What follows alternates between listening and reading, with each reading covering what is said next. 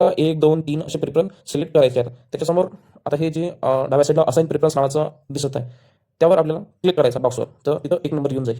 त्यानंतर आपल्याला दुसरा प्रिफरन्स निवडायचा की आपल्याला 2 नंबरमध्ये कोणत्या ठिकाणी जायचं आहे, 3 नंबर कोणत्या ठिकाणी जायचं आहे, असे आपल्याला सगळे द्यायचे आहे. आश्रमशाळा निवडताना लक्षात ठेवायचं की आश्रमशाळा ह्या निवासी शाळा असतात, तिथं तुम्हाला राहायचं आहे.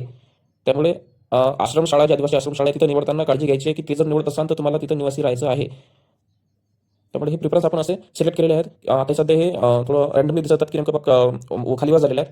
तर आपला 1 नंबरचा प्रिफरन्स हा अमरावती आहे, सध्या एज्युकेशन ऑफिसर अमरावती, आणि तो प्रायमरीवाला, नंतर दुसरा सेकंडरीवाला.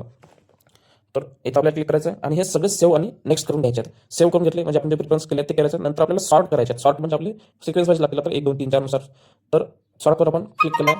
सॉर्टवर क्लिक केल्यानंतर आपले प्रिफरन्स इथे सॉर्ट सक्सेसफुली झालेले आहेत. त्यावर आपल्याला ओकेवर क्लिक करायचं आहे. आता प्रिफरन्स आपले बघा 1, 2, 3, 4, 5, 6, 7, 8 जेवढे तुमचे प्रिफरन्स होतील ते सिक्वेन्स वाईज तुम्हाला व्यवस्थित दिसतात. तुम्हाला हे परत एक वेळ चेक करून घ्यायचे आहेत की नेमकं आपण दिलेले प्रिफरन्स हे व्यवस्थित आहेत का नाही. कारण आपण एकदा लॉक केले त्यानंतर प्रिफरन्स सहसा 2 किंवा 3 वेळा आपल्याला अनलॉक करता येतात, पण आपल्याला अनलॉक करायची वेळ आलीच नाही पाहिजे.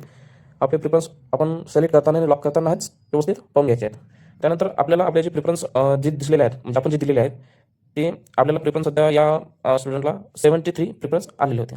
त्या 73 पैकी आपण 8 प्रिफरन्स असाइन केलेले आहेत आणि नॉट असाइन्ड आपले 65 आहेत. तुम्हाला सगळे प्रिफरन्स द्यायचे आहेत विदाउट इंटरव्ह्यूचे, कोणती सोडायचं नाही, कारण जॉबचा टायर सोडायचं नाही. प्रत्येक प्रिफरन्स तुम्हाला सिलेक्ट करायचा आहे.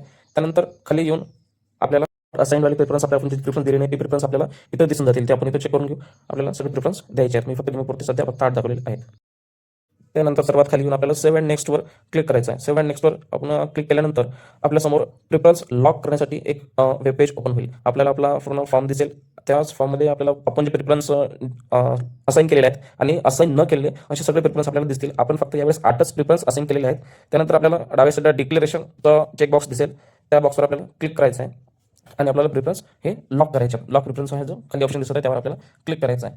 त्यावर क्लिक केल्यानंतर आपल्यासमोर एक पॉपअप मेसेज येईल की तुम्हाला हे प्रिफरन्स जे व्यवस्थित दिलेले आहेत ते व्यवस्थित चेक केलेले आहेत का नाही म्हणून. तर तो पॉपअप मेसेज आपण वाचायचं की आपल्याला जे प्रिफरन्स दिलेले आहेत ते व्यवस्थित अरेंज केलेले आहेत, त्यामुळे तुम्ही पाहून घ्यायचे आहेत. सगळं जर व्यवस्थित असेल तर येसवर क्लिक करायचं आहे. जर नसेल तर एक वेळ नो करून आपल्याला परत चेक करून घ्यायचे आहेत. आपण सध्या येसवर क्लिक केलेलं आहे, त्यामुळे आपले प्रिफरन्स लॉक होण्यासाठी चाललेले आहेत.